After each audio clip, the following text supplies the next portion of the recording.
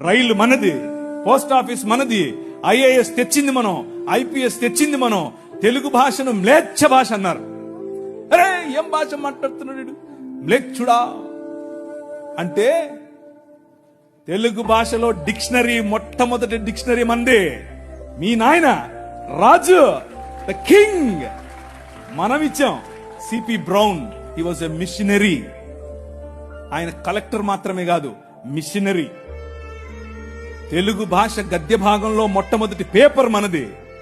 తెలుగు భాష గద్య భాగంలో మొట్టమొదటి పుస్తకం మంది. వీళ్లకు వాళ్ళ సొంత రామాయణం, మహాభారతాలు కూడా ట్రాన్స్లేట్ చేసుకునే దిక్కు లేదు. అది చేసింది మనమే.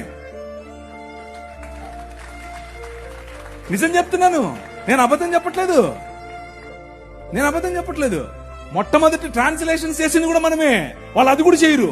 ఎందుకంటే విద్య పంచకూడదు. వాళ్ళ రాజ్యంలో విద్య పంచకూడదు. మన రాజ్యం అందరికీ విద్య, ప్రతి ఒక్కరూ చదవాలి. ఎందుకు? ఇదిగో నల్లట్ట పుస్తకం కూడా చదవాలి. అర్థమవుతుందా?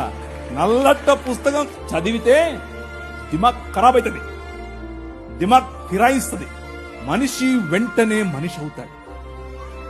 ఈ రాజ్యం మనుషుల కోసం రాజ్యం. ఆ రాజ్యం తలకాయలో నుంచి వచ్చిన వాళ్ళకి మాత్రమే రాజ్యం, భుజాల్లో నుంచి వచ్చిన వాళ్ళకే రాజ్యం. ఈ రాజ్యం అందరి రాజ్యం, అందరికీ సుభిక్షత, అందరికీ పట్టభద్రత.